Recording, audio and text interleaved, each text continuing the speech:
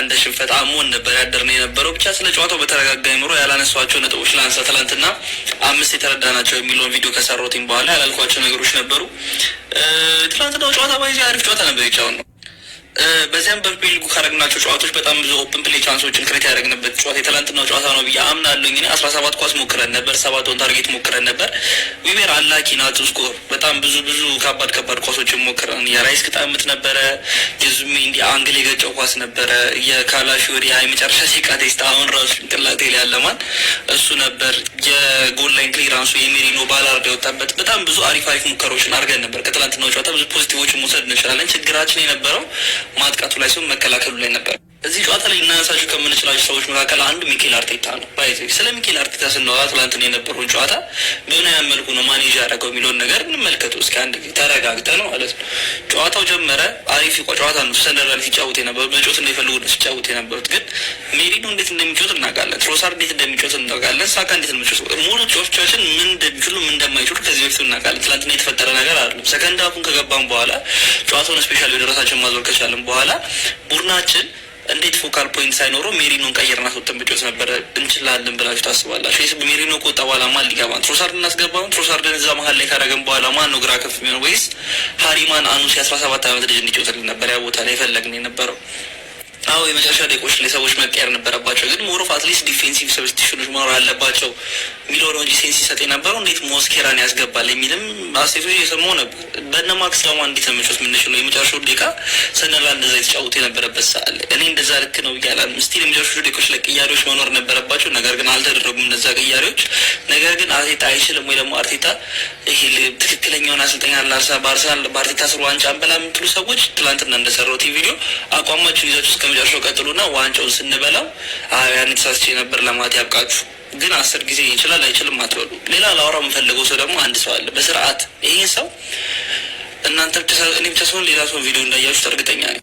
ትላንትና የኤዜ ፐርፎርማንስ ደስ የሚል ፐርፎርማንስ አልነበር። አርሰናል ከመጣች በኋላ ኤዜ በ40% ነው ሲጫወት ይችላሉ። የኤዜን ችሎታ እንግዲህ በደንብ አድርገን አይተነዋል። ለአንድ አመት ወይ ደግሞ የሆነ ብልጭ ድርግም ያለ ነገር ሳይሆን 2-3 አመት የሚገርም ፐርፎርማንስ እያሳየች ነበር የዛ የፓላስ ቤት ውስጥ እና አሁን እዛ የምናያትን ኤዜ እያየን አይደለም። እና የሆነ የአርሰናል ደጋፊ ስለ ኤዜ እንደዚህ ጥቁሩ ጸጉሩ እንደዚህ አንጀርጎ ምናምን ብሎ ቪዲዮ ይሰራዩት መጀመሪያ ማለት ነው። በእኛ ተጫዋቾች ወይ ደግሞ በእኛ ክለብ ኤክስፔንስ እያሾፉ ፎሎወር መሰብሰብና ላይክ መሰብሰብ ሞኝነት ጅልነት ነው እንጂ እኔ እርድና ነው ምናምን ነገር ብዬ አላስብም። አንድ ክለብ ደጋፊ ለክለቡ በጥሩም በመጥፎም ሰዓት መቆም ያለበት ስለሆነ ማለት ነው እና በጣም የሚያስጠላ ስራ ነው። እኔ ፐርሰናሊ እንደዚህ እንትና ነው ብዬ ስም አልሰጥም። ቪዲዮን ያያችሁት ከሰዎች ካላችሁ አይታችሁታል። ትክክል ነው ብዬ ስለማላምን የተናገርኩት። የዚህ ፐርፎርማንስ ጥሩ አልነበረ። የ10 ቁጥር ፖዚሽን ላይ ቡድናችን ኗኔሪም ስትገባ ተመሳሳይ የሆነ ላግ የማድረግ ነገር ይታያል። ሶ አትሊስት ከታክቲኩ ነው ወይስ ደግሞ ፐርሰናል ልጆቻችሁ ካላቸው ነገር ነው የሚለው ነገር አጠያቂ ነው። ሌላ ማንሳት ተፈልጎ ግን ትልቅ ነጥብ ኦዴጋርድ አልናፈቀቻችሁም? ኦዴጋርድን ካፒቴናችንን ማለት ነው እሱም ለቡድናችን አይሆንም ለጨዋታችን አይሆንም ስትሉ የነበራችሁ ሰዎች እንዴት ነው እቺ ሰው ላይክ ሚስ ያደረግናት? እንዴት ነው አንበላችን ሚስ ያደረግናት? እንዴት ነው ኦዴጋርድን የ10 ቁጥር ፖዚሽን ላይ ሚስ ያደረግናት? ወደፊት ፕረስ እናደርግ የሚሆን ከኋላ የሚሆን ላይክ ማነው ወደፊት ፕረስ እናደርግ የሚሆን ቻንስ ክሬት ማድረግ ስንፈልግ ኢን ኤቭሪ ዌይ ፖሲብል ማለት ነው። እንዴት ነው አንበላችን የናፈቀችን ማለት ከኢንተርናሽናል ብሬክ በኋላ ትመለስ። ግን ፑት ሰም ሪስፔክት ኦን ሂዝ ኔም ማለት ዲስሪስፔክታችሁን አስተካክሉት። በጣም ሪአክሽነሪ የሆነ ፋን ቤዝ ነው ያለን። ብቻ ተረጋግቼ ለማውራት ስመክር አሁንም ማለት ነው በ7 ነጥብ እየመራን ነው ሊጉን። የዛሬውን ጨዋታ አቻ እንዲወጡ እንቋጠራለን። አቻ ባይወጡም ከሆነ አንደኛው ቢያሸንፍ ለምሳሌ ሲቲ ያሸነፈ ብንል ስቲል በ4 ነጥብ እንበልጠዋለን። ሊቨርፑል ያሸንፍ ደግሞ አትሊስት በ5 ነጥብ እንበልጠዋለን መሰለኝ። ምንም የተቀየረ ነገር የለም። ከዛ ከኢንተርናሽናል ብሬክ በኋላ እንዳለ የተጎዱ ምንጮች ይመለሳሉ። ያሸንፈን እንቀጥላለን ማለት ይህን ያህል ውጤት ላስመዘገበው ለአሁኑ ትልቅ ክሬዲት እና ሪስፔክት መስጠት እንግዲህ ያስፈልጋል ነው ያለው ሚኬል አርቴታ። ባይዞ ይሄ ምክንያትም አይደለም ሰበብም አይደለም።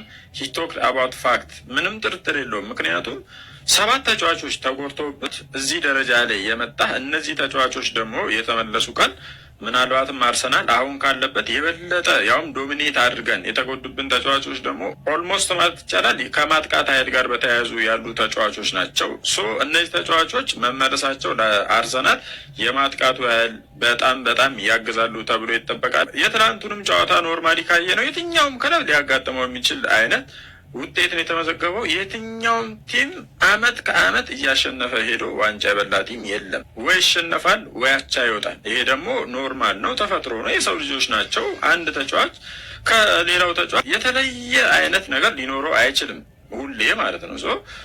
ግን ያው የበለጠውን ደግሞ እያሸነፈ መሄድ አለበት የሚለው ነገር ኖርማሊ ጤናማ። የሚመጡት ሳምንታት እንግዲህ ምን አይነት አርሰናልን እንመለከታለን። ስፔሻሊ ደግሞ ከኢንተርናሽናል ብሬክ በኋላ እንደተጠበቀውና እውነትም ተጫዋቾቻችን የሚመለሱልን ከሆነ ኦልሞስት ወደ 4-5 ተጫዋቾች እንግዲህ እንደሚመልሱ ያው ተስፋ እናደርጋለን። እነዛ ሲመለሱ የሚገርመውን አርሰናል ዶሚናንስ አድርጎ የሚያሸንፈውን አርሰናል እንደምናገኝ ምንም አብዩኤል ምረጡ ብዬ አልቀሰቅስም። የአርሰናል ደጋፊ አንድም የአብዩኤል ቪዲዮ ሰራ ላየው ህሊናችሁ እኮ ያውቃል፣ ህሊናችሁም ያውቃል፣ ልባችሁም ያውቃል አብዩኤል ኳስ እንደማያውቅ። የጥበበኛው ክለብ ደጋፊዎች ይህንን ቪዲዮ ኮፒ ሊንክ፣ ሼር፣ ፎሎ፣ ሪፖስት እያደረጋችሁ አብራችሁ እንደሆናችሁ አሳዩ። እችን ቪዲዮ እንስማና እንረግጣለን።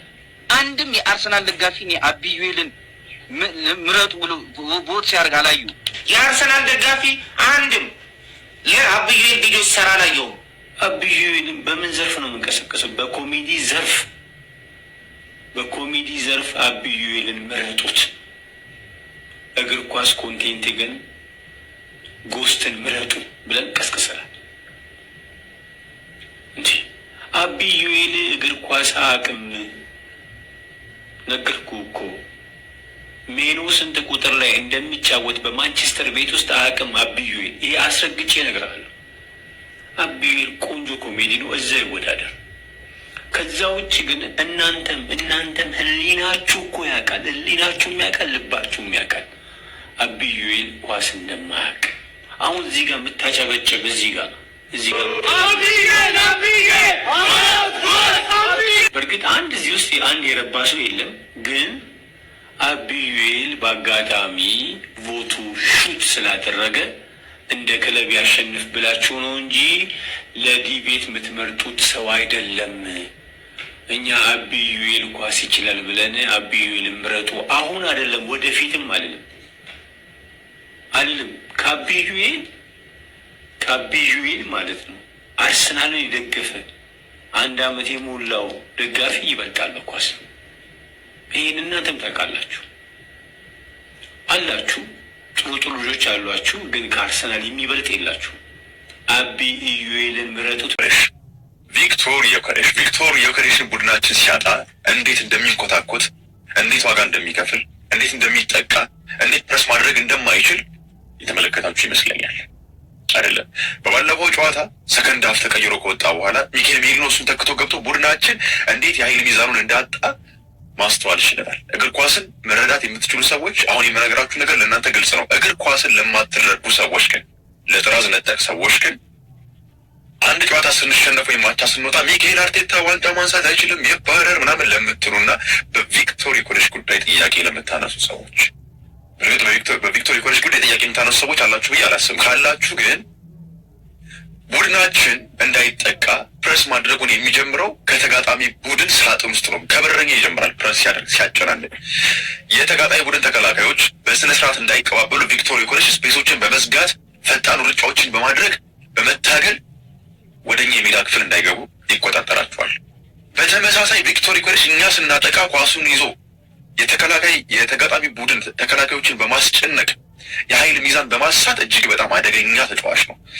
በዚህ ምክንያት እነ ጋብሪኤል ማርቲኔሊ በደንብ ጎል ማስቆጠር ጀምሯል። እነ ሊያንድሮ ትሮሳርድ እንደፈለጉ መንቀሳቀስ ጀምሯል። ቡካዮ ሳካ እንደፈለገ መፈንጨት ጀምሯል። ምክንያቱም የተጋጣሚ ቡድን ተከላካዮች በሙሉ ትኩረት የሚያደርጉት ቪክቶር ዮከሬስ ላይ ብቻ ስለሆነ ዊንገሮቻችን፣ የመስመር አጥቂዎቻችን ነጻነት እንደ ልብ አግኝተዋል። የቪክቶር ዮከሬስን ጥቅም ሚኬል ሜሪኖ አይሰጠንም፣ ካይ ሃቨርትዝ አይሰጠንም፣ ጋብሪኤል ጀሱስ አይሰጠንም፣ ማንም አይሰጠንም። እሱን ካጣን በኋላ የተጋጣሚ ቡድን ተከላካዮች ሳይቀሩ እኛን እያጠቁን ነው። ሰንደርላንድ እንዴት ሲፈነጭም እንደነበር አስተውላችኋል። ቢኖር ኖሮ ግን ቪክቶር ዮከሬስ እዛው ነበር አጨናንቆ የሚያስቀራቸው። እዛው የእነሱ ሳጥን ውስጥ ከግማሽ ሜዳ አያልፉም ነበረ። ምክንያቱም እዛ ተፍ እያለ ስፔስ ይዘጋል፣ ያስጨንቃል፣ ፕሬስ ያደርጋል ማለት ነው። ሌላው በሚኬል አርቴታ ጉዳይ ጨዋታ አቻ ስንወጣና ስንሸነፍ አይችልም ዋንጫ ያነሳ። ዚስ ኢዝ ፉትቦል ብሮ። ይሄ እግር ኳስ ነው። በእግር ኳስ ደግሞ ማሸነፍ አለ። ይላል። በተለይ ለአንድ ሰው በሰንደርላንድ ቀይና ነጭ ማሊያ ውስጥ ሆኖ የድሮ ቤቱን የሚገጥመው ግራኒት ዣካ የ7 ዓመት ትዝታ፣ የደጋፊ ጭብጨባ፣ ድሎችና ሽንፈቶች፣ ይህ ሁሉ ዛሬ በስታዲየም ኦፍ ላይት ሳር ላይ በአእምሮ ይዋኛል። ከጨዋታው በፊት በቀድሞ ክለብ ላይ ጎል ብታገባስ ተብሎ ሲጠየቅ የዣካ ምላሽ የልቡን ትርታ የሚገልጽ ነበር። በፍጹም ደስታዬን አልገልጽም፣ በፍጹም አለ ቆፍጠን ብሎ። ምክንያቱም በዚህ የእግር ኳስ ክለብ አርሰናል ውስጥ 7 ዓመታትን አሳልፍ ያለው ድንቅ ጊዜያት ነበሩን። ለዚህ ክለብ ያለኝ ክብር ከልብ የመነጨ ነው። ስለዚህ በፍጹም ደስታዬን አላሳይም። ይህ ማለት ግን ዣካ ለአዲሱ ክለብ ሰንደርላንድ ዛሬ ራሱን አሳልፎ አይሰጥም ማለት አይደለም። ፕሮፌሽናሊዝም ከስሜት ይበልጣል። ትግሉ ከባድ መሆኑን ዣካ ጠንቅቆ ያውቃል። በተለይ አሁን አርሰናል ያለበትን ጥንካሬ ሲያይ ያው ሲል ቀጠለ። በመልበሻ ክፍል ውስጥ ትልቅ ስሜት መኖሩ የተለመደ ነው። ምክንያቱም አርሰናልን ማሸነፍ ማለት ትልቅ፣ በጣም ትልቅ ትልቅ ትልቅ ነገር ነው።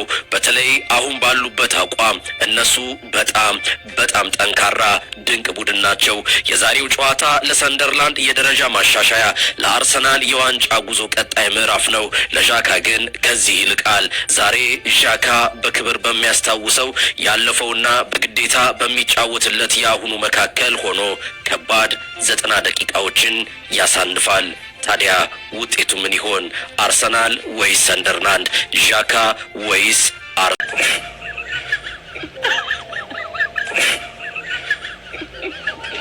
እኔ የምለው ምንድነው በየሳምንቱ ፈርስታፍ እያሸነፋችሁ ሁለተኛ ላይ እየመጣችሁ የምትመለሱ እንዴ? ዘመድ ጠየቃ እኮ አስመሰላችሁ። ቢያንስ እንኳን አንዳንዴ ለማደር ነው እንዴ? እኛ እንግዳ ተቀባይነት ችግር የለም። እኛ ፕሪሚየር ሊጋውያን ችግር የለብንም እኮ። አንዳንዴ እየመጣችሁ አድራችሁ ለመሄድ ሞክሩ እንዴ። ከመቼውን ሸርተት ብላችሁ ደግሞ ታች ብትወርዱት እንዴ? ላይ ስንላችሁ ታች ናችሁ፣ ታች ስንላችሁ ላይ ናችሁ። ግራ ገባን እኮ። ፈርስታፍ ላይ እኮ በቃ ሳምንት እንደዚህ ነው ያደረጋችሁት። ህዝቡን አወጫበራችሁት። ወጥተው ጨፈሩ። ሁለተኛ መጣን ጎደሽ ፈላ አርሴ ምናምን አሉት። ዝም አለን እንጂ ከዛ ተንሸራታችሁ አገኘናችሁ። ዛሬ በቶትናን ይኸው ምንድን ነው የሚሰሩት?